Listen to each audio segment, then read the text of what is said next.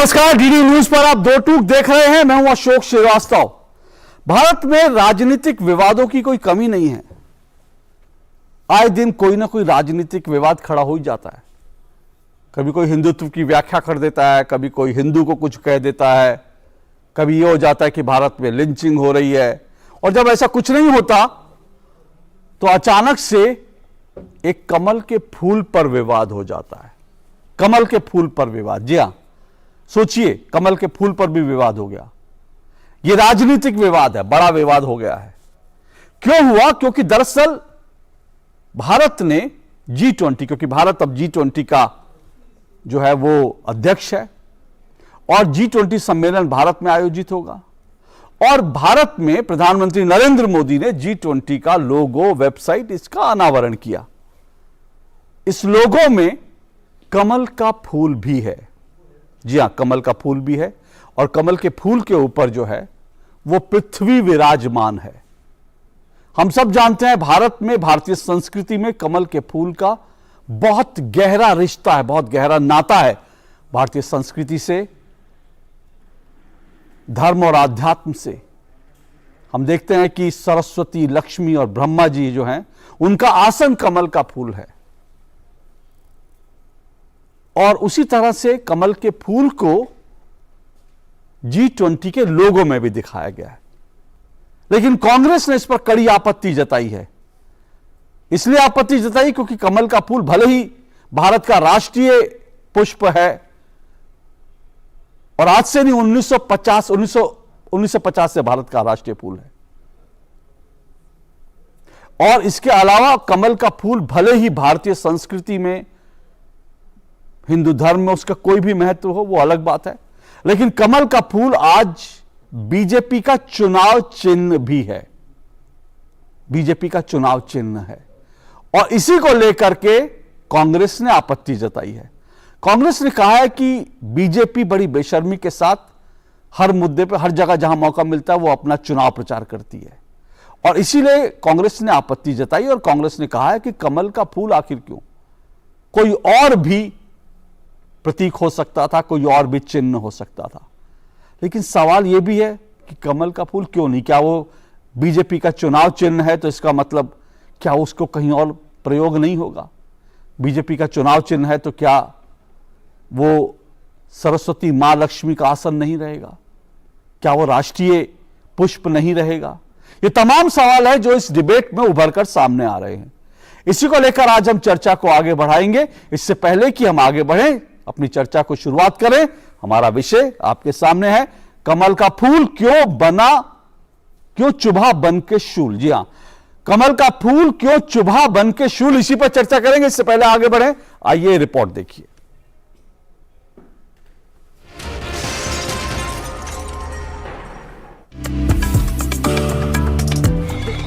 The lotus, the national flower of India, represents our history and culture and symbolizes spirituality, fruitfulness, wealth, and knowledge. And that's the inspiration for India's G20 logo design.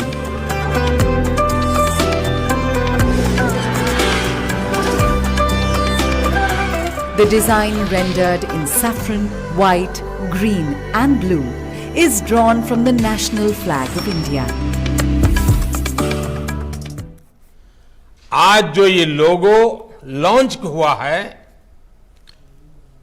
उसके निर्माण में भी देशवासियों की बड़ी भूमिका रही है।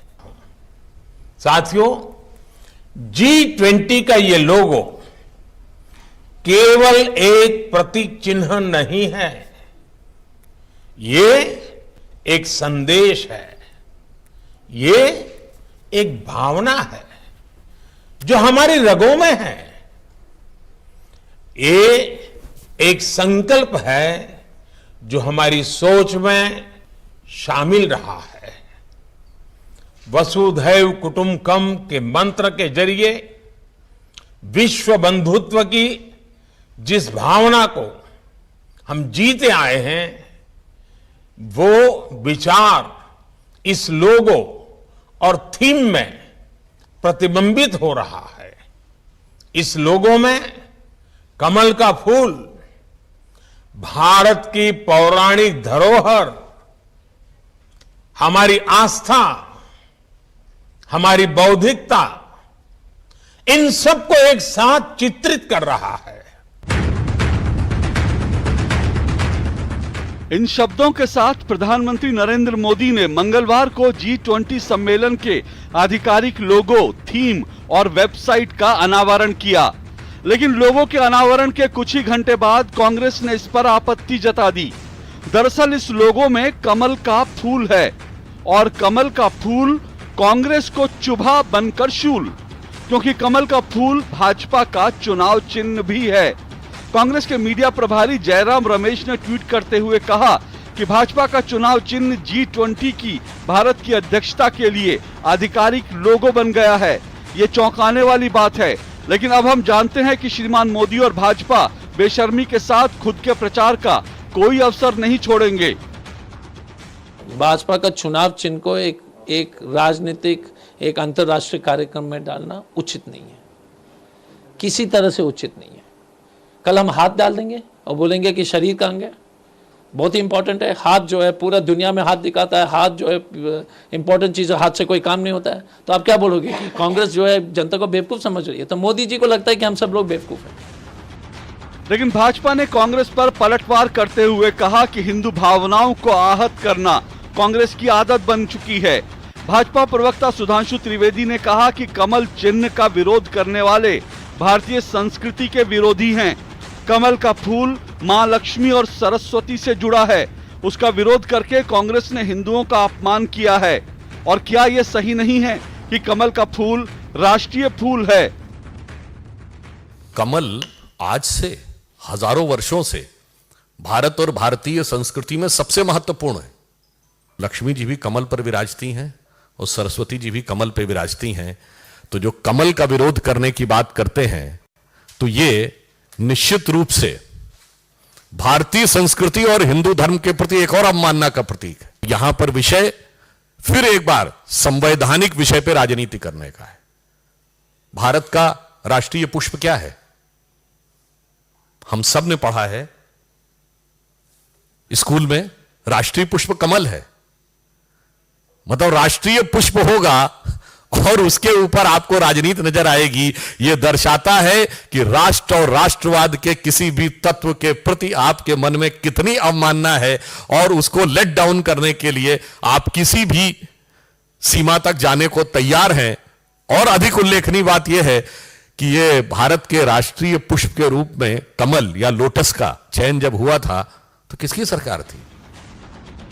इस बीच केंद्रीय मंत्री हरदीप पुरी ने भी जयराम रमेश पर राजनीतिक प्रहार करते हुए कहा कि 1950 में तत्कालीन कांग्रेस सरकार ने कमल को राष्ट्रीय फूल घोषित किया था, जबकि जयराम रमेश का जन्म 1954 में हुआ।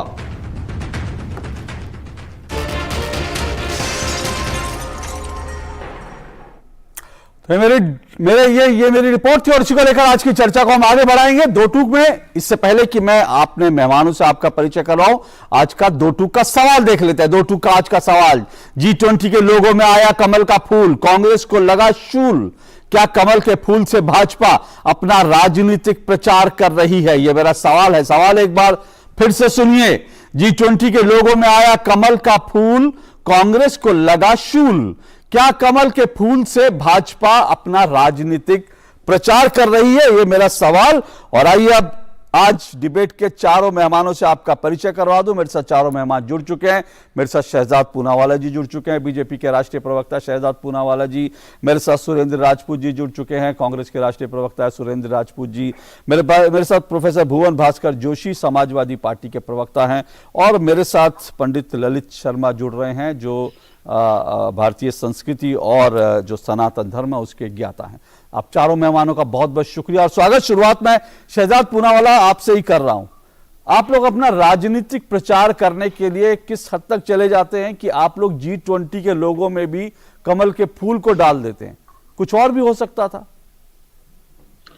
देखिए, देश का बढ़ रहा है सम्मान, तो कमल से जिनको दिक्कत है, ऐसे भारत विरोधी गैंग परेशान हो चुकी है। अब मैं आपको पहले तो तथ्यात्मक रूप में बता दूं, ये भाजपा का लोगो है, आपको शायद दिख रहा है कि नहीं, इसमें आप गिन लो 1 2 3 4 5 पंखुड़ियां हैं। अब ये है G20 का लोगो। इस कमल में आप गिन लीजिए, आपके पास स्क्रीन पर है 1 2 3 4 5 6 7 पंखुड़ियां हैं। तो ये दोनों सेम तो है ही नहीं। और कमल जो है वो राष्ट्र पुष्प जब बना तब तो हमारी सरकार नहीं थी। कमला नेहरू तो नेहरू जी के घर वालों का नाम भी है, उनकी धर्मपत्नी का, जवाहरलाल नेहरू जी की धर्मपत्नी का नाम था। कमलनाथ नाम के उनके नेता है। राजीव का मतलब भी कमल ही पड़ता है, राजीव शुक्ला और राजीव गांधी हो, क्या उसमें भी षड्यंत्र? देखिए, प्रॉब्लम यह है कि मोदी विरोध करते करते एक पार्टी ने ठान ली है कि देश विरोध में हर चीज पर उतर आना है। आपने देखा इलेक्शन कमीशन का विरोध, सुप्रीम कोर्ट का विरोध, चुनाव हारे तो ईवीएम पर सवाल, आर्मी का विरोध, आर्म फोर्सेस का, भारतीय हर संस्था का विरोध, विदेशी धरती पर जाकर, और आज हमारी आस्था का, हमारी बौद्धिकता का, हमारे वसुदेव कुटुंबकम की विचारधारा का जो परिचायक है उसका भी विरोध। माँ लक्ष्मी आसीन होती है कमल पर, माँ सरस्वती का भी एक हमारे आस्था के केंद्र से जुड़ा है, तो उसका भी विरोध किया जा रहा है। और ये हमारी सांस्कृतिक और पौराणिक जो हमारी एक लेगेसी है उसका प्रतीक है। तो अगर इससे दिक्कत है कांग्रेस पार्टी को, इसका मतलब कि किस प्रकार से जॉर्ज के क्रॉस जो जब तक नेवी के इंसिग्निया पर था तब उन्होंने विरोध नहीं किया, परंतु आज जब भारत के इतने राष्ट्र पुष्प का एक प्रतीक जो है वो पूरे विश्व में जा रहा है, और क्या संकेत दे रहा है? संकेत ये दे रहा है कि जैसे कमल खिला, पूरी दुनिया में कमल खिला है भारत का, उन आर्थिक चुनौतियों के बीच, उन वैश्विक चुनौतियों के बीच, यूक्रेन रशिया क्राइसिस के बीच, कोविड क्राइसिस के बीच, तो वैसे एक कमल खिला है भारत का, और पूरे विश्व को जिस प्रकार से उसने एक स्थिरता का और एक प्रकाश का मार्ग प्रशस्त किया है, तो उसमें दिक्कत और उसमें इस प्रकार से विरोध करने की बात क्या है? और वो पार्टी जिसने 400 से ज्यादा स्कीमें एक परिवार के नाम पर रखी। तो आज सवाल ये पैदा होता है कि कांग्रेस पार्टी विरोध करते करते राष्ट्रगान, राष्ट्रगीत, तिरंगे और राष्ट्र पुष्प का भी विरोध कर रही है, ये उनकी हकीकत। ओके, आप कह रहे हैं कि राष्ट्रीय प्रतीकों का अपमान है, लेकिन सवाल एक भी ये भी उठता है शहजाद जी, आप हर बात को, हर चीज को जो है संस्कृति, हिंदुत्व और इन सब से जोड़ देते हैं। कांग्रेस का जो मूल विरोध है वो तो ये है कि भाई आपका भी जो चुनाव चिन्ह है, ठीक है वो राष्ट्रीय पुष्प है कमल, लेकिन आपका चुनाव चिन्ह भी है, इसलिए कांग्रेस कह रही है। अब इसको ये कहना है कि संस्कृति का अपमान है, कमल का अपमान है, ये कैसे? एक ही लाइन में इसका उत्तर देता हूं। ये जब बीजेपी बनी थी उसी समय 1980 के दशक में पोस्टेज स्टैंप जारी किया था इंदिरा जी की सरकार ने, जिसमें कमल है। तो क्या वो बीजेपी का प्रचार कर रहे थे? दूसरा, मैं आपसे ये पद्म अवार्ड का ये लोगो देखिए, पद्म अवार्ड का लोगो है, इसमें सेंट्रली एम्बॉस्ड लोटस है और वर्षों से, और यूपीए के जमाने में भी था। क्या ये बीजेपी का प्रचार किया जा रहा था? और तीसरा, 2016 में आप देखिए ब्रिक्स समिट का जो लोगो है वो भी कमल है, तब क्यों नहीं विरोध किया? और क्या हिमाचल और गुजरात के चुनाव G20 के लोगों से प्रभावित हो रहे? मतलब इतनी मूर्खता कांग्रेस पार्टी इस प्रकार की बातें करेगी। मुझे पता है कि उनको हिंदू इंडिक सिविलाइजेशन से बड़ा नफरत महसूस होता है, इतनी नफरत है कि अभी तक तो उनके पास एक भारतीय मूल का अध्यक्ष भी नहीं था। अब भारतीय का अध्यक्ष आ चुका है, परंतु इतनी नफरत भारतीयता से, भारतीय संस्कृति के चिन्हों से। ठीक है, ठीक है सुरेंद्र जी, सवाल ये कि बीजेपी तो बाद में आई, लेकिन कमल तो बीजेपी के आने से पहले भारत का राष्ट्रीय पुष्प हुआ, और राष्ट्रीय पुष्प होने से पहले भी भारतीय जो सनातन संस्कृति है उसमें कमल का अपना बहुत महत्वपूर्ण वो चीज रहा। लोग चुनाव के लिए जाते हैं तो जरूर एक बार वो कमल का फूल को देखते हैं, लेकिन इसके अलावा कमल का फूल तो आप जब रोज माँ लक्ष्मी, माँ सरस्वती की पूजा करते हैं तो कमल का फूल सामने दिखता है। तो इसमें अगर G20 में कमल का फूल आया एक इंटरनेशनल इवेंट के लिए, तो इसमें इतना बड़ा आपत्ति क्यों? दो बातें बड़ी स्पष्ट हैं। पहली बात तो जिस तरीके से अभी भारतीय जनता पार्टी और उनके प्रवक्ता और साथी जिस तरीके से कभी भारतीय संस्कृति के पीछे छुपने का प्रयास कर रहे थे, कभी मां लक्ष्मी के पीछे छुपने का प्रयास, कभी मां सरस्वती के पीछे छुपने का प्रयास कर रहे हैं, कभी कांग्रेस को देशद्रोही बताने का बात कर रहे हैं, कभी कांग्रेस को संस्कृति द्रोही, धर्मद्रोही बताने की बात कर रहे हैं। ऐसी तो बात किसी ने कभी कुछ कही नहीं, लेकिन चूंकि इन लोगों को अपना ही हमेशा चुनाव प्रचार करना होता है तो इस तरीके की बातें करते हैं। हमारी आपत्ति बहुत स्पष्ट रूप से लोगों को लेकर थी, है और रहेगी। रीजन क्या कि उसमें एक कमल का फूल आपने उन्हीं कलर्स के साथ लिया है जिन कलर के साथ भारतीय जनता पार्टी का चुनाव चिन्ह आता है, और भारतीय जनता पार्टी का मेन झंडा डंडा भी जिस तरीके से आता है।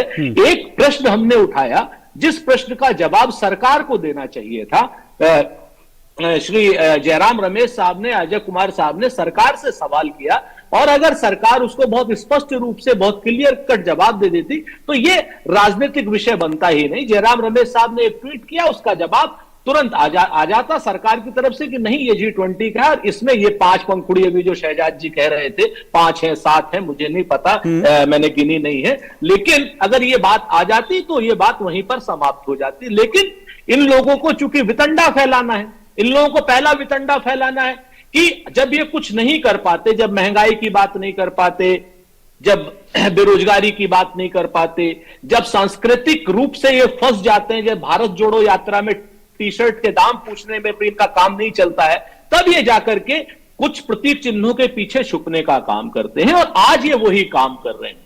रही बात कमल के फूल की, अगर हम क्या नाम, कमल का फूल हमारा राष्ट्रीय पुष्प भी है, इसमें भी कोई दो राय नहीं, और हम अपने कमल के पुष्प का भी सम्मान करते हैं, हम अपनी सांस्कृतिक आध्यात्मिक धरोहरों का भी सम्मान करते हैं। अगर ये धरोहरों का हमने सम्मान नहीं किया होता तो कमल के पुष्प को राष्ट्रीय पुष्प घोषित करने का काम भी कांग्रेस ने नहीं किया होता, कांग्रेस नहीं किया। और चाहे ताम्रपत्र पर हो, चाहे कई जगहों पर हो, कई जगहों पर कमल का महत्व अपनी जगह पर है, लेकिन हमने कभी भी इन प्रतीकों से अपने आप को जोड़ करके राजनीतिक लाभ लेने का कुत्सित प्रयास नहीं किया, जो भारतीय जनता पार्टी कर रही है। अब रही बात यहां पर कि कमल का फूल साहब एक पार्टी का चुनाव निशान भी है भारतीय जनता पार्टी का, तो मेरा तो अनुरोध है भारतीय जनता पार्टी क्या नाम है चुनाव आयोग से, अगर चुनाव आयोग निष्पक्षता की बात करना चाहता है और करता है तो हम एक और भी मांग रखते हैं कि साहब कमल चूंकि हमारी सांस्कृतिक धरोहर का प्रतीक है, कमल हमारा राष्ट्रीय पुष्प है, कमल हमारा राष्ट्रीय चिन्ह है, और कमल हमारा राष्ट्रीय चिन्ह है पुष्प के रूप में,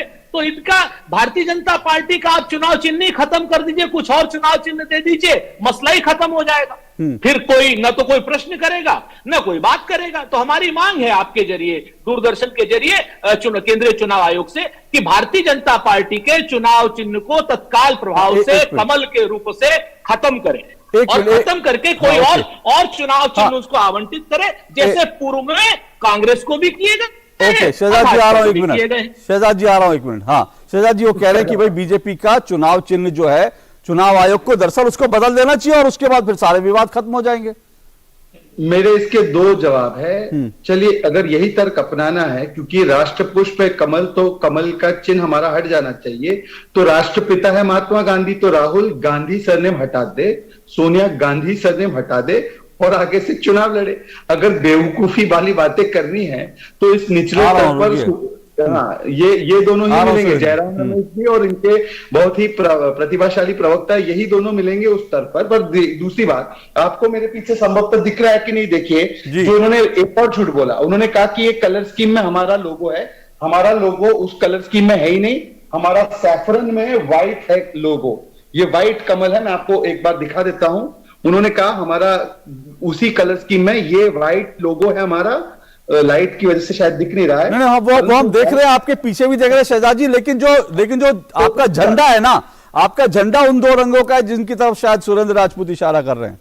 अभी मैं उस पर भी आता हूं। तीसरी बात मैं बोलता हूं, चलिए अगर ये कह रहे हैं कि हमारा जो लोगो है वो राष्ट्र पुष्प है, उनकी तो 4 से 14 तक सरकार थी, इलेक्शन कमीशन को कह देते कि ये बीजेपी का लोगो जो है ये नेशनल फ्लावर के साथ कंबाइन है, ये हो रहा है, कॉन्फ्लिक्ट हो रहा है, तो इसको हटा दीजिए। नेशनल फ्लावर लोटस जो है वो अलग है, हमारा नेशनल, हमारी पार्टी का जो सिंबल है वो 5 पंखुड़ी वाला कमल है, हाँ वो कमल है, परंतु और ये कमल अलग है। मैं तो कहूंगा अगर ये बेवकूफी वाली बातें करने लगे तो फिर बोलेंगे कल की कमलनाथ का नाम जो है उसमें से कमल हटा दो।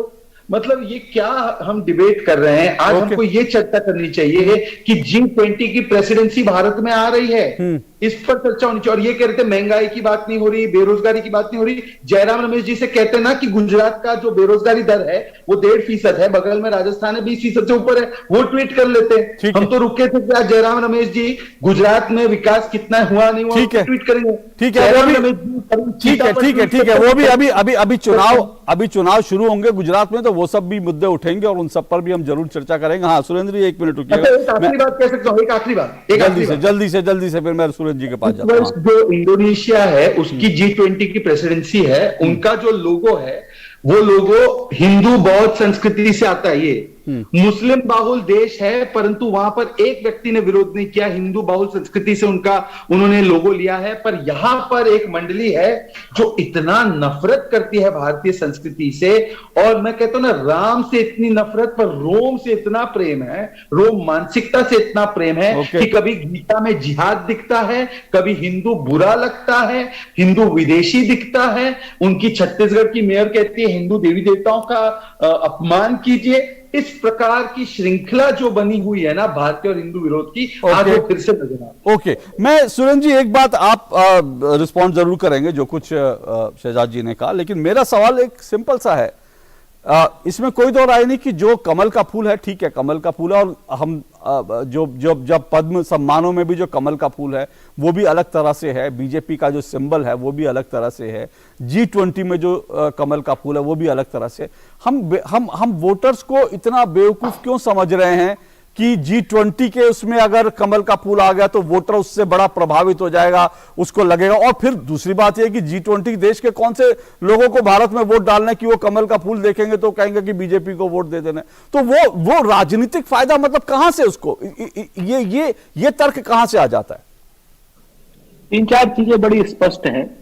पहली चीज तो अगर दूरदर्शन पे इस तरीके के शब्दावली का कि बेवकूफ है, बेवकूफ है, तो हम भी बेशरम है, नीच है, निर्लज्ज है, इस तरीके की भाषा का इस्तेमाल करेंगे तो दूरदर्शन की इज्जत बढ़ती नहीं है, घटती है। वो ठीक है, लेकिन जयराम जी एक मिनट मेरी बात सुरेंद्र जी, आप अपनी पूरी बात कीजिएगा। 1 मिनट, आपको सिर्फ एक विषय के लिए टोक रहा हूं। आपने कहा वो आप रिस्पॉन्ड कीजिए, मैं उससे, लेकिन आपने कहा जयराम जी ने बेशर्म शब्द का इस्तेमाल किया था और हमने अपने पैकेज में भी उस शब्द का इस्तेमाल किया जो जयराम रमेश जी ने इस्तेमाल किया, बेशर्म शब्द का। अब आप अपनी बात आगे रखें।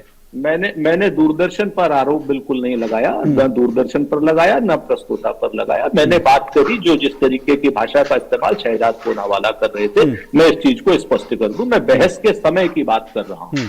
बहस के समय में जिस तरीके की भाषा का उपयोग हो रहा है, अगर हम इसी तरीके से की भाषा का उपयोग नरेंद्र मोदी को फेंकू कहने में करें या अमित शाह को तड़ेपार कहने में करें तो किसी को भी अच्छा नहीं लगेगा और ना ही ऐसा होना चाहिए। इस तरीके की भाषा का उपयोग आइंदा से थोड़ा संभल के किया जाए, वरना दूरदर्शन पर उस तरीके की भाषा कांग्रेस की तरफ से भी आएगी जो शायद दूरदर्शन के मानदंडों के लिए उचित नहीं है। पहली बात। दूसरी बात, रही बात अपने अपने पक्ष हैं, मेरा पक्ष जो है मैं अपने आपके सामने रख सकता हूं, फैसला जनता को करना है। इसलिए अगर कोई आदमी किसी दूसरे आदमी को कहे कि कैसी ये बेवकूफी है और ये कैसा नाम है और नाम के पीछे गांधी एक क्या नाम टाइटल है, जाति है, क्या है, इस पर आप बहस दूसरी तरफ से आप मोड़ना चाहते हैं, हम आपको बहस से भागने नहीं देंगे। हम दो बातें बड़ी साफ कह रहे हैं। हमने एक आरोप लगाया सरकार के ऊपर, भारतीय जनता पार्टी को उसकी जवाब देने की जगह अगर सरकार उसको एक साथ जवाब दे देती और सरकार का जो मंत्रालय है वो उसका जवाब दे देता तो ये मुद्दा राजनीतिक होता ही नहीं। रही बात आपके कमल के फूल की, तो हम फिर से एक चीज को दोहराते हैं, अगर कमल का फूल हमारी सांस्कृतिक परिचय है, भारतीय जनता पार्टी उसके पीछे क्यों छुपना चाहती है? कमल का फूल हमारे दैवीय परिचय है, हम भारतीय जनता पार्टी उसके पीछे क्यों छुपना चाहती है? कमल का फूल हमारा राष्ट्रीय पुष्प है, कमल का फूल हमारा तमाम जगहों पर एक पुरस्कार के रूप में दिया जाता है, क्यों छुपना चाहती है? तो क्या अगर कांग्रेस ही शिकायत करेगी तभी आप अपने चुनाव चिन्ह को सरेंडर करेंगे? आप स्वेच्छा से कर दीजिए कि भाई इतना पवित्र चीज है ये, इस पवित्र चीज को हम राजनीतिक रूप से नहीं करना चाहते, क्योंकि झंडा डंडा किसी का कहीं पड़ा होता है, कहीं किसी जगह पे चुनाव के बाद क्या पोजीशन होती है, उसको लेकर के अगर आप कर सकते तो स्वैच्छिक रूप से उसको सरेंडर कर दीजिए, कौन रोक रहा है? यहां पर एक बात आ जाती है, बात आती है मुख्य मुद्दों से चुनाव को भी भटकाना। जैसे आपने गंभीर प्रश्न पूछा, अच्छा प्रश्न पूछा, मसला मार्केटिंग का है। मार्केटिंग जिस तरीके से भी भारतीय जनता पार्टी अपनी चीजों की करती है, हमारा विरोध उसको लेकर के है कि अब आप G20 का भी जो एक सम्मानित कार्यक्रम देश को मिला है पिछले 70 सालों की वजह से, लगातार उत्तरोत्तर विकास किया, सरकारें किसी की भी रही हो, कांग्रेस की नेहरू जी की रही हो, इंदिरा जी की रही हो, राजीव जी की रही हो, अटल जी की रही हो, या अब नरेंद्र मोदी जी की हो या मनमोहन सिंह जी की हो, सभी लोगों ने उत्तरोत्तर विकास किया है और कराया है, प्रसार भारती तक दूरदर्शन को किया गया है। तो हम यहां पर मार्केटिंग के विरोध में हैं कि यहां पर आप उसके लिए भी आप मार्केटिंग क्यों कर रहे हैं, नहीं, लेकिन उसके पीछे भी आप सुरेंद्र मार्केटिंग जी एक मिनट, सुरेंद्र जी एक मिनट, ये जो मैं फिर कह रहा हूं जो लोगों में है, लोगों में जो कमल का फूल है, तो वो तो हम ये क्यों नहीं मानते कि वो भारतीय संस्कृति की मार्केटिंग है। भाई भारतीय संस्कृति में जिस कमल के फूल को जो है पद्म कहकर इतना सम्मानित किया गया, जिसको स्वामी विवेकानंद ने इतनी प्रशंसा की, जिसको लेकर तमाम लोगों ने माना कि भाई ये भारत के राष्ट्रीय पुष्प होने, तो भारत के राष्ट्रीय पुष्प की मार्केटिंग हो रही है।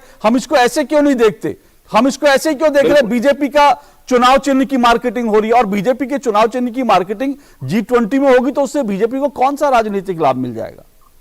दो बातें आपने बड़ी साफ साफ कही और दोनों बातों से मैं सहमत होते हुए, जिस प्रकार की भाषा का उपयोग आपने किया है, अगर उसी भाषा का उपयोग सरकार कर देती तो मुद्दा ही नहीं होता।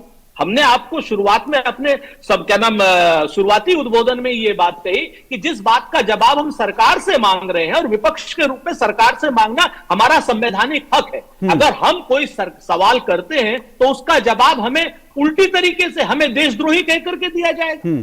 हमें उस सवाल का जवाब हमें संस्कृति विरोधी कह करके, धर्म विरोधी कह करके, राम विरोधी कह करके, उस पार्टी को जो पार्टी हमेशा कहती है कि रघुपति राघव राजा राम, पतित पावन सीताराम और ईश्वर अल्लाह तेरे नाम, सबको सन्मति दे भगवान, वो लोग आज हमें, भारतीय जनता पार्टी के वो लोग हमें आज समझाते हैं जो चंदा चोरी करते हैं राम के नाम पर, जो जमीनों की दलाली करते हैं राम के नाम पर, वो लोग हमें समझाते हैं। हम सरकार से जवाब मांगते हैं और भारतीय जनता पार्टी क्या नाम, अगर आप ही की भारत की सरकार जवाब दे देती तो यहां मुद्दा ही खत्म हो जाता। ओके, आप भुवन भास्कर जी और ललित जी रुकिएगा, मैं 1 मिनट शहजाद जी का रिस्पॉन्ड लेके फिर ब्रेक पे जाऊंगा, फिर मैं भुवन भास्कर जोशी और ललित जी पे। शहजाद जी, सवाल एक जो बार बार सुरेंद्र जी उठा रहे हैं, वो कह रहे हैं कि भाई जवाब अगर ये सरकार दे देती तो शायद ये राजनीतिक मुद्दा नहीं बनता, क्योंकि सीधी सी बात है ये सरकार को लेकर के कहा था, G20 का लोगो प्रधानमंत्री ने जारी किया था, तो इसलिए जो है जवाब सरकार को देना चाहिए था, और एक तरह से जो है बीजेपी ने इसका जवाब देकर इसको एक राजनीतिक मुद्दा बनाया। इसमें पहली बात तो आप देख सकते हैं सरकार के कई मंत्री और हरदीप पुरी जी ने भी इस पर अधिकृत रूप से जवाब दिया है, ट्वीट का रिस्पांस करते हुए दिया है। और आप जिस शब्दावली में ट्वीट करेंगे उसी शब्दावली में डिबेट के दौरान भी जवाब मिलेगा। परंतु मैं पूछना डिबेट के दौरान उसी शब्दावली में जवाब मिलेगा तो सर एक एक करके प्लीज एक एक करके, हाँ जवाब मिल पाएगा सर, एक एक करके प्लीज, हाँ बोलिए। राजपूत जी से मैं पूछना चाहता हूँ कितना एविडेंस दे दूं मैं आपको। चलिए, और लोगों की बात हुई है, लोगों से ही एविडेंस देता हूँ। पहले कांग्रेस का चिन्ह हुआ करता था 2 बैल, फिर हुआ गाय और बछड़ा। कोई इलेक्शन कमीशन ने नहीं रोका, परंतु जो भी इनकी सो कॉल्ड सेकुलरिज्म की राजनीति थी कि गाय बछड़ा को हटाकर उन्होंने क्या कर दिया, हाथ कर दिया जब कांग्रेस आई बनी। अब आइए कांग्रेस पार्टी के हिंदू विरोध पर, क्या राम जी के खिलाफ हलफनामा देकर नहीं कहा कि राम जी का अस्तित्व नहीं है? क्या राम मंदिर का आज भी विरोध नहीं किया है? क्या राम मंदिर भूमि पूजन का विरोध काले कपड़े पहनकर हर 5 अगस्त को करते ही नहीं करते हैं? क्या Hindutva is equal to ISIS and Boko Haram Salman Khurshid ने लिखा है, नहीं लिखा है? हिंदू टेरर, सैफरन टेरर किसने कहा है? गीता जी को जिहाद मानते हैं क्या सुरेंद्र राजपूत जी, जो उनके शिवराज पाटिल ने कहा है? क्या कार्रवाई की है? जारकी ओली ने कहा हिंदू गंदा शब्द, क्या कार्रवाई की है? इसीलिए एक आज बहस ये हो रही है, बहस अशोक श्रीवास्तव जी, आज ये दूरदर्शन की बहस है कि दूरदर्शन पे भारतीय जनता पार्टी को सीधे से लगातार स्पीच देने के लिए प्रवोक किया जा रहा है। सुरेंद्र जी एक मिनट प्रवोक किया जा रहा है और सुनिए नहीं, आप सुरेंद्र जी बगैर किसी जिम्मेवारी के बात कही जा रही है। सुरेंद्र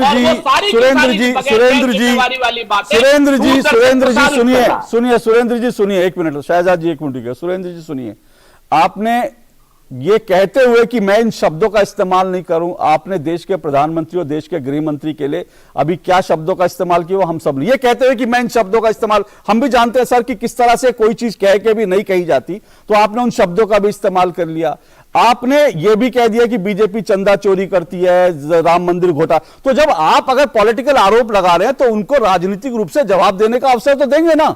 इसमें प्रसार भारती, इसमें दूरदर्शन को यह कह के कि हम, आपने भी तो ये, आप राम मंदिर के मुद्दे पर तो आप आ गए ना। आपने कहा कि चंदा चोरी कर रहे हैं, वहां पे जमीन घोटाले कर रहे हैं राम मंदिर के नाम पर। तो शहजाद जी उसका राजनीतिक जवाब दे रहे हैं, उसमें आपत्ति क्या है? आप दोनों अगर विषय पर जुड़े रहेंगे, दोनों विषय पर बात करेंगे तो मुझे लगता है कि ज्यादा अच्छी डिबेट होगी। लेकिन जब आप भी आरोप लगाएंगे तो वो भी जवाब देंगे।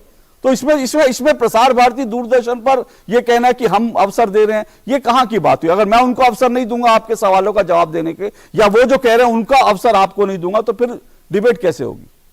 बता दीजिए, आप ही तय कर लीजिए। शहजाद जी अपनी पूरी बात कर लीजिए, फिर मैं ब्रेक पे जा रहा हूं और मेरे साथ दो मेहमान बिल्कुल सही आपने कहा, दो बातें बड़ी स्पष्ट होती। मैं मात्र 10 सेकंड का समय लूंगा। दो बातें बड़ी साफ। क्या एक मिनट रुकिए सर, रुकिए प्लीज, एक मिनट रुकिए। उनकी अपनी बात पूरी कर लें। मेरे साथ दो मेहमान और है, मैं उनके पास एक बार भी नहीं, आधे घंटे से मैं आप दोनों के बीच ही डिबेट करा रहा हूं। कोई ये ना कहे कि उसको समय नहीं मिला। प्लीज रुकिए। हाँ शहजाद जी अपनी बात पूरी कीजिए, फिर मैं ब्रेक पे जाऊंगा। उन्होंने कहा भाजपा चंदा चोरी करती है राम जी का। इनकी 10 साल सरकार रही, एक केस फाइल किया है इन्होंने चंदा चोरी का। पर मैंने जो भी बोला है कांग्रेस पार्टी के नेताओं के बारे में, मेरे पास प्रूफ है। यदि आप बोलेंगे तो मैं एक एक करके प्रूफ, किस प्रकार से राम जी का हलफनामा देकर कहा कि वो विषय नहीं है, राम मंदिर का विरोध किया, ये सारे प्रूफ है मेरे पास। वो विषय नहीं है, वो विषय नहीं है। प्रसार भारती पर हमला ना करें, प्रसार भारती पर हमला करने की आवश्यकता नहीं है। दूसरी बात, मैं आज सिर्फ सुरेंद्र राजपूत जी से इतना पूछना चाहता हूं कि कल ये अगर इस प्रकार की चर्चा करने लगेंगे, बाइसिकल जो है ये समाजवादी पार्टी का लोगो है, तो इसका मतलब क्या कल बाइसिकल कहीं पर भी किसी भी, मान लो एनवायरमेंट का कोई कॉज होगा, उसमें बाइसिकल इस्तेमाल नहीं कर सकेगी भारत सरकार या वहां की एजेंसी, या जो भी उसको अगर दिखाना होगा क्लाइमेट चेंज में हमें बाइसिकल चलानी चाहिए, ज्यादा गैस की व्हीकल पेट्रोल की नहीं लेनी चाहिए। ये किस प्रकार, हमें आज डिबेट करनी चाहिए कि भारत के लिए कितना गौरवपूर्ण क्षण है कि G20 की प्रेसिडेंसी हो रही है। इस पर अगर सुरेंद्र राजपूत को आपत्ति होती तो मैं उसका जवाब देता। सुरेंद्र राजपूत जी की पार्टी को आपत्ति किस बात का, सोचिए। ओके, मैं एक ब्रेक ले रहा हूं। ब्रेक के बाद में प्रोफेसर पवन जोशी और ललित शर्मा जी आपके पास आऊंगा, क्योंकि ये जाहिर सी बात है,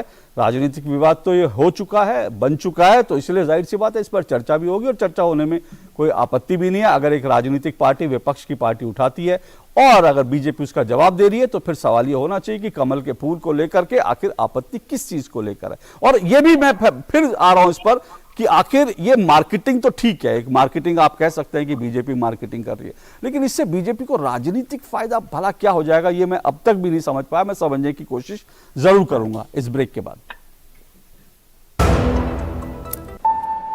पेमेंट फेल, लेकिन पैसे तो कट गई मेरी मेहनत की कमाई। हो जाएगी भरपाई, चिंता मत कर मेरे भाई। अगर डिजिटल ट्रांजैक्शन फेल हो जाए, अगर अकाउंट से पैसे कट जाएं, तो बैंक समय से पैसे लौटा देगा, वरना कॉम्पनसेशन का है प्रावधान। नहीं तो आरबीआई के ऑम्बुड्समैन को शिकायत करें आप। योर बिल, मेरी फीस। आरबीआई कहता है जानकार बनिए, सतर्क रहिए। Under the visionary leadership of Honorable Prime Minister Shri Narendra Modi, the Ministry of Ayush has set up an export promotion council. पारंपरिक और आधुनिक इलाज की साझा ताकत को मजबूत करना होगा। आयुष और मॉडर्न हेल्थ केयर का एक साथ, एक बराबर विकास होगा, तभी बेहतर स्वास्थ्य समाधान हम तैयार कर पाएंगे। Owing to our Prime Minister Shri Narendra Modi's efforts and focused approach, the market size for Ayush streams, including Ayurveda, Yoga and Naturopathy, Unani, Siddha, Sova Rigpa and Homeopathy, has crossed over $18.2 billion, growing at 17% every year. The Ayush Excel will add to this growth by facilitating ease of doing business and reducing compliance burden for Indian exporters. It will facilitate the promotion, publicity and exports of India's Ayush for global good and establish worldwide recognition of Ayush streams as system of medicine. Ayush Excel shall also monitor the observance of international standards and regulations by exporters and will bring India's traditional medicinal sciences to the world in their full glory.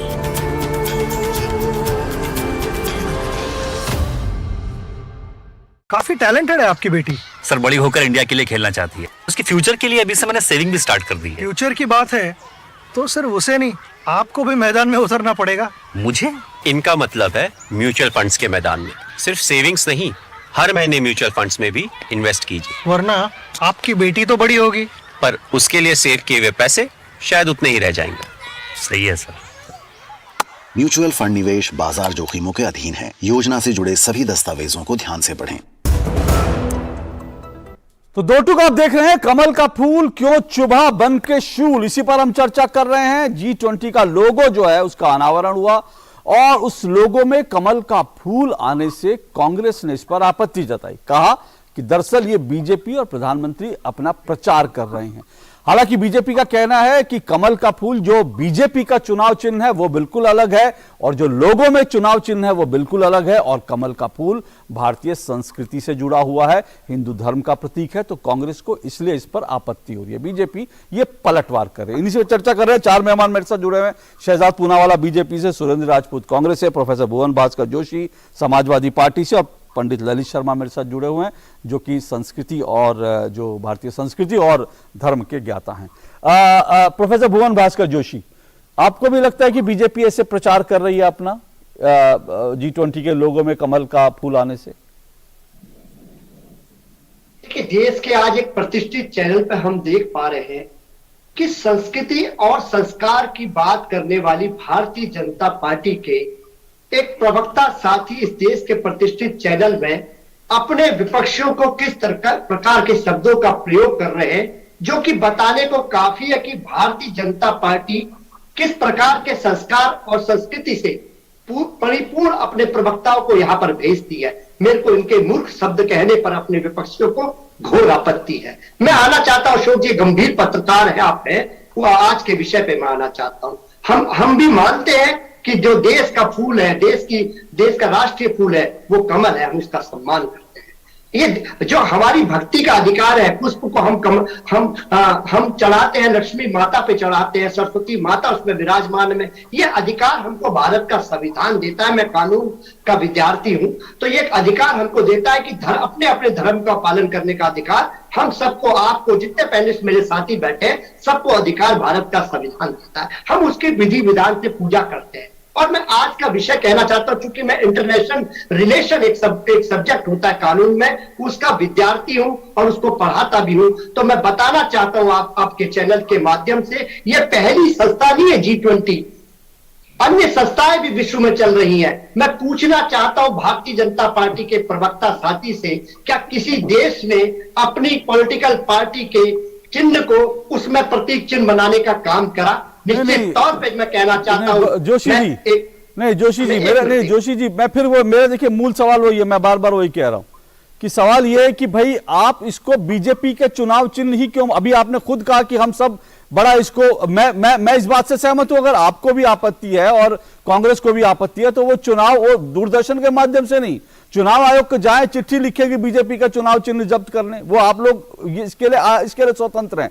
लेकिन एक राष्ट्रीय पुष्प को अगर लोगो बना, उसमें कोई आपत्ति किसी को होनी नहीं चाहिए। दोनों बड़े अलग अलग हैं, बिल्कुल अलग अलग है। और मुझे नहीं लगता, और मैं एक बात, जोशी जी आप अपनी बात आगे करें, लेकिन मैं उसमें एक बात कह रहा हूं, जब उत्तर प्रदेश में चुनाव था, क्योंकि मैं दिल्ली और उत्तर प्रदेश की सीमा पे रहता हूं, मैं जानता हूं, उत्तर प्रदेश का जब चुनाव था, समाजवादी पार्टी की सत्ता थी, तो समाजवादी पार्टी ने बाकायदा हर सड़क के किनारे एक साइकिल लेन बनाई थी।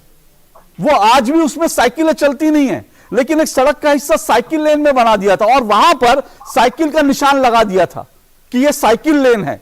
तो वहां पर जाहिर सी बात है, साइकिल लेन थी तो वहां पर कुछ और लगा नहीं सकते थे, वहां पे आप बस का फोटो नहीं लगा सकते थे। सबने कहा ये चुनाव चिन्ह, ये साइकिल लेन बनाकर अपना प्रचार कर रहे हैं। ठीक है, आपने अगर ऐसा सोचा भी होगा, किसी को आपत्ति, ठीक है, आपत्ति हो सकती है, लेकिन उससे कोई फायदा नहीं हुआ। उत्तर प्रदेश के उस चुनाव में समाजवादी पार्टी लगभग साफ हो गई।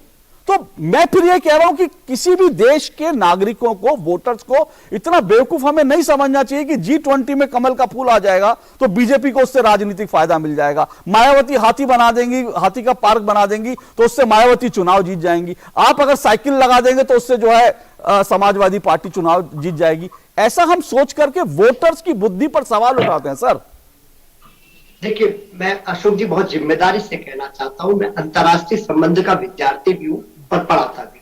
मैं आपको बताना चाहता हूं, विश्व में बहुत सारी वैश्विक संस्थाएं हैं और G20 जो है उसमें से एक संस्था भी है, वो भी वैश्विक संस्था है। किसी भी देश ने अब किसी भी वहां के राजनीतिक दल ने उसके जो चिन्ह है उसको कभी इंटरनेशनल जो संस्थाएं होती है उसका चिन्ह नहीं बनाया। अरे सर फिर आप उस पर आ गए जोशी जी, माफी चाहता हूं, आप फिर उस विषय पर आ गए। मैं कह रहा हूं आप बार बार यही क्यों सोच रहे हैं कि ये जो है बीजेपी का चुनाव चिन्ह है? अभी आपने शुरुआत की कि हम सब कमल के फूल को पूजते हैं, तो फिर आप कमल का फूल को पूछते तो बीजेपी का आपके पूजा घर में जिस कमल पर लक्ष्मी मां विराजमान है वो बीजेपी का चुनाव चिन्ह थोड़ी है, वो मां लक्ष्मी का कमल का फूल है। जी बोलिए बोलिए जोशी जी। और जोशी जी फ्रीज हो गए, मुझे लगता है उनका नेटवर्क में। हाँ जी बोलिए।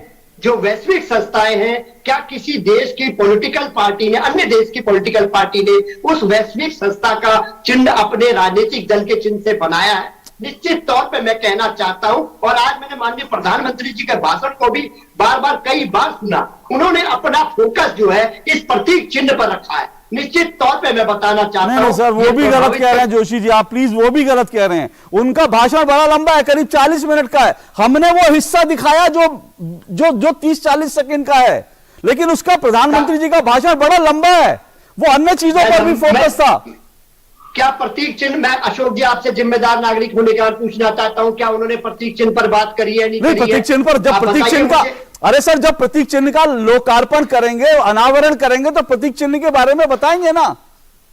आज आप अशोक जी, देश का जनमानस सब बातों को समझता है, देश में गोल गोल घुमाने से एग्जैक्टली सर जोशी जी, मैं बिल्कुल सही, मैं आपकी इसी बात से पूरी तरह से सहमत हूं कि देश का जनमानस हर बात को समझता है। इसीलिए मैं कह रहा हूं, आप ये मत सोचिए कि बीजेपी G20 को G20 में इस्तेमाल कर लेगी तो ना तो G20 देशों के नागरिक यहां वोट डालेंगे, ना कोई G20 का लोगो देखकर बीजेपी को वोट डाले। मैं एग्जैक्टली यही बात समझाने की, एक मिनट रुकिएगा, मैं ललित जी के पास जा रहा हूं, पंडित ललित शर्मा के। पंडित ललित शर्मा, क्योंकि हम तो आप तो रोज मां लक्ष्मी की पूजा करते हैं, मां सरस्वती की पूजा करते हैं, वहां पर भी जो है आपके सामने जो है कमल का फूल होता है। क्या जब आप पूजा करते हैं आपके जहन में कभी आता है कि ये कमल का फूल जो है ये बीजेपी का चुनाव चिन्ह है, इसको बदलना चाहिए, मां लक्ष्मी को अब दरअसल किसी और जगह विराजमान हो जाना चाहिए क्योंकि ये तो बीजेपी का चुनाव चिन्ह हो गया? कभी ऐसा ख्याल आता है मन में? धन्यवाद अशोक जी, आपने मेरे को मौका दिया। अशोक जी, ये कमल का जो फूल है, ये कमल का फूल भारतीय संस्कृति का अभिन्न अंग है, और हम लोग जब पूजा करते हैं और लक्ष्मी जी का आह्वान करते हैं, बोलते हैं ओम हिरण्य वर्णा हरणिम स्वर्ण प्रजम चंद्रमा में लक्ष्मी जात वेद मम। अगर हम लक्ष्मी जी का आह्वान करते हैं तो हमें ये कभी महसूस नहीं होता, जैसा कि आपने पूछा कि कमल का फूल है जो भारतीय जनता पार्टी का है, ऐसा कभी महसूस नहीं हुआ, क्योंकि कमल का जो फूल है वो सभी संस्कृति का प्रतीक है। अगर वो संस्कृति है, इसका भी प्रतीक कमल का फूल है। जैन संस्कृति है, इसका भी प्रतीक कमल का फूल है, और हमारी जो सनातन संस्कृति है उसका भी प्रतीक जो है वो कमल का फूल है। कमल जो नाम है, वो कमल नाम जो है वो शुद्धिकरण का प्रतीक है। शुद्धिकरण इस प्रकार से हो सकता है, शुद्धिकरण जो है कि जो कमल जब उत्पन्न होता है, कमल उत्पन्न होता है तो वो कीचड़ के अंदर उत्पन्न होता है, मगर कमल उत्पन्न होता है जो अपने ही मैट्रिक्स से प्रजनन करके उत्पन्न होता है। तो मैं ये मानता हूं कि जैसे ये कमल का फूल है, इसी कमल के फूल के समान ही भारतीय संस्कृति शुद्धिकरण की ओर अग्रसर होती है। और ये जो आज G20 में बताया प्रधानमंत्री जी ने, जो उसको प्रतिनिधित्व दिया है, तो मेरा ये मानना है कि यह भारतीय संस्कृति को प्रतिपादित कर रहे हैं। देखिए, भारतीय, अगर ये कांग्रेस के प्रवक्ता जी कह रहे हैं या समाजवादी पार्टी के या भारतीय जनता पार्टी के प्रवक्ता जी कह रहे हैं कि कमल के फूल को क्यों किया, अरे कमल का फूल जो है ये रामचरितमानस में भी कमल का, भगवान राम को कमल नयन कहा गया है, या कई विशेषण दिए गए हैं। साथ ही बौद्ध धर्म में भी भगवान बुद्ध को भी कमल के फूल पर दर्शाया गया है, महावीर स्वामी को भी कमल के ऊपर दर्शाया गया है। तो और जितने भी G20 देश है उनमें बौद्ध धर्म के अनुयायी भी देश है, तो मेरा ये मानना है कि जैसे शुद्धिकरण करने के लिए या शुद्धिकरण के ये क्या बता रहे कि भारतीय संस्कृति जो है वो शुद्धिकरण करना चाहती है। संसार में जिस तरह से अभी हिंसा बढ़ रही है और संसार में सभी वैमनस्य का जो प्रभाव है उसको कम करने के लिए भारतीय जनता पार्टी के अगर ये मान लें भारतीय जनता पार्टी इस प्रकार से ला रही है, तो मैं तो मानता हूं कि हाथ भी जो है वह भी एक भारतीय संस्कृति में है और हाथी है वो भी भारतीय संस्कृति का प्रतीक है। तो अब ये अगर ऐसा मानेंगे तो ये सबको हटाना पड़ेगा, जितने भी चुनाव चिन्ह है सबको हटाना पड़ेगा इनके। तो मैं तो ये मानता हूं कि संसार में जो फैला कीचड़ है उसमें भारत जो है वह एक कमल के समान उत्पन्न हो रहा है, जिसके ऊपर किसी भी प्रकार का असर नहीं होता है। गीता के अंदर लिखा गया है कि विवर्जित तुल्य निंदा स्तुति मौनी संतुष्ट अनिकेत स्थिरमति भक्तमान में प्रिय है। इस प्रकार ये संसार में जो हो रहा है उसमें भारत अग्रसर हो रहा है और आगे बढ़ रहा है।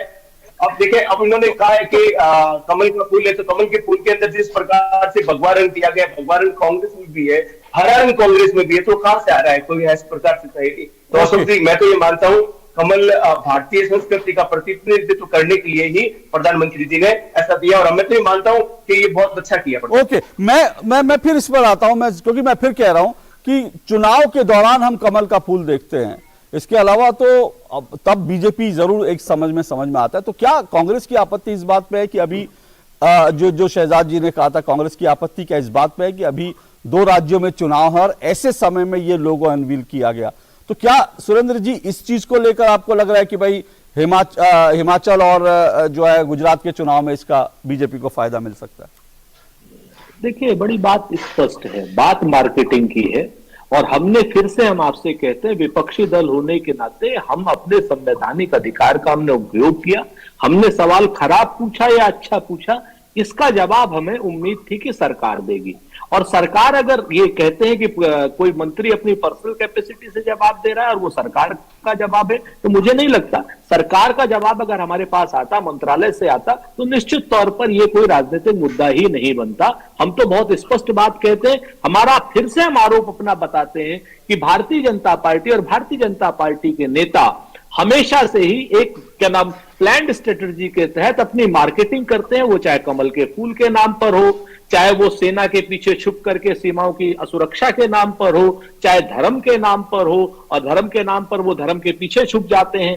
तो हमारा बड़ा स्पष्ट है, इससे वो मूल मुद्दों से भटकाने की जो बात करते हैं। सुरेंद्र जी आपने ये अशोक भाई, ये मेरे ख्याल से मेरी एक आपत्ति आप लीजिए, आप इस पूरे डिबेट को एक बार जरूर देखिएगा। मैं आपसे एक निवेदन करूंगा दोबारा से कि जब भारतीय जनता पार्टी अपना वक्तव्य रखती है तो शायद उनको निर्बाध रूप से 3 मिनट 4 मिनट या 5 मिनट रखने का मौका देते हैं, उसमें एक शब्द भी बीच में आपत्ति नहीं आती। और जब कांग्रेस या समाजवादी पार्टी रखती है तो हर 5 सेकंड या 10 सेकंड बाद आपत्तियां आ जाती हैं और आप जैसे लोगों के सामने हम लोग फिर बोल नहीं पाते हैं। नहीं सुरेंद्र जी, आप जरूर, आपने मुझे कहा, मैं आपको भी ये सलाह देता हूं कि आप इस डिबेट को जरूर पलट कर देख लीजिएगा। आपको समय मैं बार बार कहता हूं, अब मैं अपनी डिबेट को, कल भी मैं उदित राज जी के साथ था, मैंने डिबेट उनके साथ शुरुआत की, 9 मिनट उनको बोलने दिया। उसके बाद जैसे ही दूसरे लोगों ने बोलना शुरू किया तो उदित राज जी ने कहा आप हमको बोलने, जबकि दूसरे वाले ने उदित राज जी का टाइम गिन के बताया कि उनको 9 मिनट 43 सेकंड बोलने का मौका दिया, मुझे भी उतना ही समय दीजिएगा। तो ये राजनीतिक आरोप छोड़िए सर, आपको भी मैं पूरा समय दे रहा हूं, शहजाद जी को भी पूरा। मैंने शहजाद जी से भी काउंटर क्वेश्चन पूछे, आज आपसे भी काउंटर क्वेश्चन पूछ रहा हूं। ये तो एक एंकर का अधिकार है ना सर। और आप 2 विपक्ष के लोग बैठे हुए हैं, दो लोगों को मैंने मौका दिया। भुवन भास्कर जोशी जी एक बात बार बार कह रहे थे जिसका मैंने काउंटर क्वेश्चन किया, लेकिन वो अपनी बात पे, उसी बात पे कायम थे, इसलिए मैं उनको बार बार रोक रहा था। लेकिन मैं आपसे भी काउंटर क्वेश्चन करना चाह रहा था, लेकिन चलिए आप अपनी बात पूरी कर लीजिए। काउंटर क्वेश्चन मेरा नहीं आएगा तो कोई बात नहीं, आज आपको मैं बिना सवालों के छोड़ता हूं, आप बोलिए। वही तो मसला, जैसे जो जगह जहां पर रोकना चाहिए था रोक करके चुप करा देना चाहिए था, मैं बिल्कुल भूल गया बाकी सारी बातों को, मकसद कामयाब हो गया। नहीं सर, ऐसा देखिए, इतने आप कच्चे प्रवक्ता नहीं है कि मैं आपको रोक दूंगा आप भूल जाएंगे। नहीं, अरे जब आदमी प्रतिपक्ष में होता है तो कच्चा नहीं, बहुत कच्चा होता। अच्छा, हाँ। बोलिए। 3-4 चीजें, मैं 3-4 चीजें, रही बात आरोप प्रत्यारोपों की, मैं भुवन भास्कर जी को भी याद दिला दूं और शहजाद को भी याद दिला दूं। तो शहजाद उस वक्त हमारी पार्टी में थे जिस वक्त मायावती ने पार्कों की घोषणाएं की थी और पार्कों में हाथी बनाए जा रहे थे, उस वक्त कांग्रेस पार्टी ने नहीं आपत्ति उठाई थी, उस वक्त भारतीय जनता पार्टी ने आपत्ति उठाई थी पूरे प्रदेश में पार्कों में हाथियों को लेकर के, पूरे प्रदेश में सूंड का निशान लगाने को लेकर के, चाहे इको पार्क हो, चाहे नोएडा का पार्क हो, चाहे लखनऊ के पार्क हो। भारतीय जनता पार्टी ने आधिकारिक रूप से श्री लक्ष्मीकांत वाजपेयी जी के नेतृत्व में आंदोलन शुरू किया था, मैं आपको बताऊं। तो ऐसा नहीं है कि खाली आज की डेट में हमें ही कहा जा रहा है, उस वक्त का जो उत्तर प्रदेश की सरकार ने उसका जवाब दिया होगा, वो मुझे नहीं मालूम, मायावती जी की सरकार थी। लेकिन मैं आपको बहुत स्पष्ट बता दूं, राजनीति में इस तरीके की बातें पहले भी कही जाती हैं, उसका जवाब सरकार पूरी तरीके से देती है। 2014 के बाद एक नए रूप की राजनीति हो गई है कि हर चीज में जिस चीज का जवाब नहीं दे पाओ तो कुतर्क करके विरोधी पार्टियों को देशद्रोही साबित कर दो, विदेशी पार्टियों को क्या नाम, विपक्षी पार्टियों को धर्मद्रोही साबित कर दो, विपक्षी पार्टियों को आप ऐसा साबित कर दो कि ये साहब जनता के। अब जैसे इन्होंने एक बात कही कि साहब राम सेतु पर अटल बिहारी वाजपेयी जी की सरकार ने 500 करोड़ रुपए दिए थे राम सेतु को तोड़ने के लिए। ये मेरा आरोप नहीं है।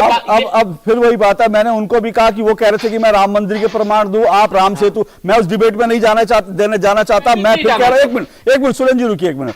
अब मैंने आपको बहुत समय दिया, काफी मैंने बिल्कुल सवाल लिया, जबकि मेरा मूल सवाल, मैं दिक्कत ये देखिए प्रवक्ताओं के साथ प्रॉब्लम क्या होती है। शहजाद जी एक मिनट रुकिएगा, मुझे एक ब्रेक और लेना, ब्रेक के बाद आऊंगा। लेकिन प्रवक्ताओं के साथ दिक्कत क्या होती है, मैं बार बार एक सवाल पूछ रहा हूं जिसका जवाब कहीं से नहीं मिल रहा। मैंने अभी मेरा मूल सवाल क्या था, मेरा मूल सवाल क्या था कि कांग्रेस को क्या लगता है हिमाचल में और गुजरात में। अब वो शहजाद, अब सुरेंद्र जी ने बाकायदा 5 मिनट बिना रोक टोक के बोल लिया, लेकिन मेरे सवाल का जवाब नहीं है। अब मैं काउंटर क्वेश्चन करने के लिए, एक मिनट रुकिए सर, अगर अब रुकिए, मेरे पास समय की भी सीमा है ना सर। अब अगर मैं उस 5 मिनट के बीच में काउंटर सवाल करने के लिए कि भाई मेरे सवाल का जवाब तो दे दीजिए, मैं अगर रोकूंगा तो मुझ पर आरोप लगा दिया जाता है कि भाई मैं बीजेपी को बोलने देता हूं, उनको नहीं। सवाल है कि जो सवाल पूछा जा रहा है, जनता जिन सवालों का जवाब चाहती है, मैं इस सवाल को जानना चाहता हूं कि क्या वास्तव में देश की जनता को इतना बेवकूफ समझते हैं कि हम प्रतीक चिन्ह दिखा देंगे G20 में तो उससे जो लोगों को लगेगा बीजेपी को वोट देते। मेरे सवाल का जवाब अभी तक नहीं आया। तो जो मूल सवाल है उनका प्रवक्ता जवाब देते ही नहीं, बाकी सब कुछ बोलते हैं, ये दिक्कत है। और फिर जब एंकर रोकता है, टोकता है, तो एंकर के ऊपर सवाल होता है कि भाई एंकर जो है टोकता है, एंकर बीच में बोल लेता है। अब रुकिए सर, अब मेरे पास समय कम है, एक ब्रेक ले रहा हूं, ब्रेक के बाद शहजाद जी काउंटर, उसके बाद मैं भुवन जी और ललित जी के पास आऊंगा इस ब्रेक के बाद। Come on boys, let's go practice. अरे रुक यार, मेरे बैंक अकाउंट में गलत एंट्री का प्रॉब्लम हो गया। अरे तो बैंक को कंप्लेन करना। बैंक को लिखे 1 महीना हो गया है, बट वो गुगली पे गुगली डाले जा रहे हैं। तो आरबीआई के लोकपाल को इन्फॉर्म करो। रुक, मैं समझाता हूँ। जैसे क्रिकेट में थर्ड अंपायर, वैसे ही आरबीआई का ओम्बुड्समैन। आरबीआई कहता है अगर बैंक आपकी कंप्लेंट को 1 महीने में नहीं सुलझाता तो आप आरबीआई के कंप्लेंट मैनेजमेंट सिस्टम पर ऑनलाइन कंप्लेंट कर सकते हैं। ये आरबीआई का आसान तरीका है आपकी कंप्लेंट सुलझाने का, वो भी फ्री। आरबीआई कहता है जानकार बनिए, सतर्क रहिए। काफी टैलेंटेड है आपकी बेटी। सर बड़ी होकर इंडिया के लिए खेलना चाहती है, उसके फ्यूचर के लिए अभी से मैंने सेविंग भी स्टार्ट कर दी है। फ्यूचर की बात है तो सिर्फ उसे नहीं, आपको भी मैदान में उतरना पड़ेगा। मुझे? इनका मतलब है म्यूचुअल फंड्स के मैदान में। सिर्फ सेविंग्स नहीं, हर महीने म्यूचुअल फंड्स में भी इन्वेस्ट कीजिए। वरना आपकी बेटी तो बड़ी होगी, पर उसके लिए सेव किए हुए पैसे शायद उतने ही रह जाएंगे। सही है सर। म्यूचुअल फंड निवेश बाजार जोखिमों के अधीन है। योजना से जुड़े सभी दस्तावेजों को ध्यान से पढ़ें। ओके, दो टूक आप देख रहे हैं कमल का फूल क्यों चुभा बन के शूल। शहजाद जी वो उन्होंने कई सारी आपत्ति जता दी और बार बार ये एक बात भुवन जोशी जी ने भी बार बार कही थी कि भाई कोई इंटरनेशनल, कोई देश जो है इस तरह से नहीं करता कि अपने राजनीतिक चिन्हों का इस्तेमाल जो है वो अंतर्राष्ट्रीय स्तर की बैठकों में कर ले। मैं चाहूंगा उस पर भी आप रिस्पॉन्ड जरूर करें। मैं एक एक करके, देखिए मैं तो नहीं भूलता हूँ, सत्येंद्र जैन और हमारे प्रवक्ता साथी भूल जाते अपनी बातों को। राम सेतु, सुरेंद्र राजपूत सर, सत्येंद्र जैन नहीं नहीं, सत्येंद्र जैन जेल में भूलते हैं।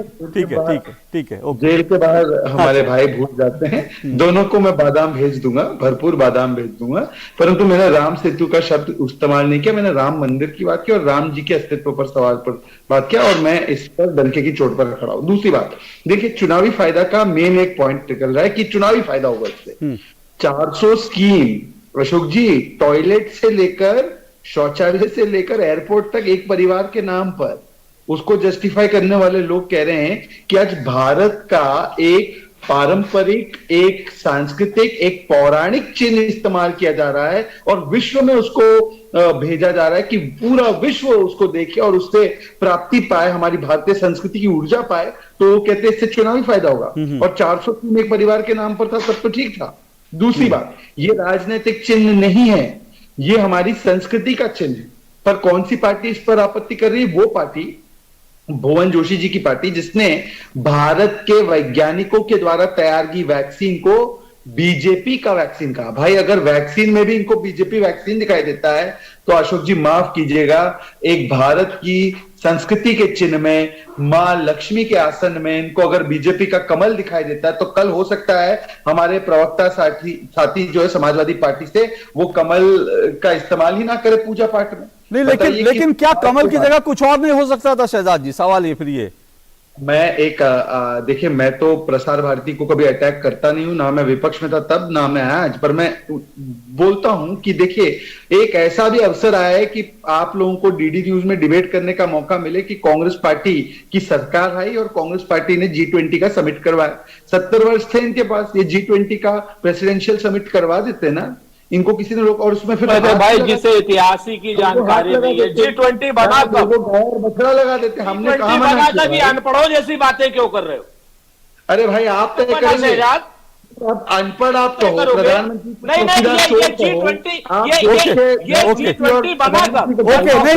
नहीं मैं इसका समाधान कर देता हूं, मैं कहता हूं कि काश हमें यह मौका मिलता। मैं सुरेंद्र जी, मैं इसका समाधान कर देता हूं। काश हमें यह मौका मिला होता कि जब यूपीए की सरकार थी तो दूरदर्शन के लोगों के नीचे से सत्यम शिवम सुंदरम को हटा दिया गया था। काश हमें यह भी मौका मिलता डिबेट करने का तो जरूर होता, लेकिन मैं इस डिबेट में बढ़ना नहीं चाहता क्योंकि मेरा विषय जो बड़ा क्लियर है। जल्दी से अपनी बात कंप्लीट कीजिए शहजाद जी, फिर उसके बाद मैं जाऊंगा अगले में, जल्दी से। देखिए मैं भुवन जोशी जी से कहूंगा, उन्होंने मुझे शुरुआत में मूर्ख बोलने के लिए उनको बड़ी दिक्कत हुई कि मैंने मूर्ख कहा। चौकीदार चोर है कहने वाली पार्टी के लिए क्या संदेश है? 2 गधे गुजरात से आए हैं उस व्यक्ति के लिए क्या संदेश है? राम भक्तों पर गोलियां चला दी और जरूरत पड़े तो और भी चला देते, उस व्यक्ति और उस सोच के लिए क्या उनका कहना है? और महिलाओं को जो आवारा कह देते हैं अगर शादी की उम्र बढ़ा दी जाए, ये उनके सांसद ने कहा, तो उनके लिए डॉक्टर प्रोफेसर भुवन जोशी क्या कहेंगे, मैं उनसे जानना चाहता हूं। जोशी जी जल्दी से रिस्पॉन्ड कर दीजिए, मेरे पास समय बिल्कुल कम है। देखिए मैं एकदम निश्चित तौर पे कहना चाहता हूँ, भारतीय जनता पार्टी ने जो आज ये शुरुआत करी है, ये नई परंपरा की नींव रखी है अपने चुनाव चिन्ह का, जो इन्होंने आज एक मार्केटिंग करके निश्चित तौर पे इसका देश और विश्व में भारत की छवि को हाथ पहुंचेगा। निश्चित तौर पे ये परंपरा भारत के हित में और देश के हित में। ओके पंडित ललित शर्मा, क्या आपको लगता है चुनाव की जो है लोगों में भारत का अपमान हो जाएगा, लोगों में कमल का फूल, जैसा प्रोफेसर भुवन भास्कर जोशी कह रहे हैं? आप म्यूट पर हैं ललित जी। क्या इससे भारत का अपमान हो जाता है क्या, कमल का फूल अगर लोगों में आ गया तो? नहीं अशोक जी, ऐसा कुछ भी नहीं है। ये मालूम नहीं कौन सी नजरिए से देख रहे हैं जोशी जी। आप पहले कमल के बारे में पूरी जानकारी लें। कमल शुद्धिकरण का प्रतीक है। भारत ने जैसे कमल को बनाया है, जैसे इसमें सबमिट में, तो मैं ये मानता हूं कि ये मानव कमल, दिव्य कमल और ये जो बौद्ध संस्कृति है उसको भी प्रतिपादित करेगा और भारत में आर्थिक स्तर पर भारत में सुधार लाएगा। मैं ये मानता हूं। और अगर इस प्रकार से है, और तो मैं ये मानता हूं कि योग कला, वास्तुकला, संगीत कला, चित्रकला, ये कमल सभी कलाओं को भी प्रतिपादित कर रहा है विश्व के अंदर। तो मैं तो ये मानता हूं इससे कोई प्रचार प्रसार नहीं हुआ है। ओके, ये राजनीतिक मुद्दा है, जाहिर सी बात है, राजनीतिक तौर पर जो है ये उठा है सामने। लेकिन बड़ी बात मैं फिर कह रहा हूं कि जनता को, अगर बीजेपी ऐसा सोच रही है, बीजेपी ने कमल का फूल इसलिए लाया है कि बीजेपी को ऐसा लगता है इससे उसको वोट मिल जाएंगे, तो बीजेपी जनता को बेवकूफ समझने की भूल कर रही है। और अगर कांग्रेस को, विपक्ष को ऐसा लगता है कि G20 के लोगों में कमल का फूल आ जाएगा तो बीजेपी के वोट बढ़ जाएंगे, तो फिर मैं कहूंगा कांग्रेस और विपक्ष जनता को बेवकूफ समझने की भूल कर रहे हैं। राष्ट्रीय पुष्प है कमल, अगर वो लोगों में आया तो उसके कुछ अलग मतलब हैं, उसको अलग नजरिए से भी देखने की जरूरत है। हर चीज को हम राजनीति के चश्मे से जब देखते हैं तब इसी तरह से जो है, जो मुद्दे नहीं भी होते वो मुद्दे बन जाते हैं। बहरहाल आज इतना ही। चारों मेहमानों का बहुत बहुत शुक्रिया। दो टूक में कल आपसे मुलाकात होगी। नमस्कार।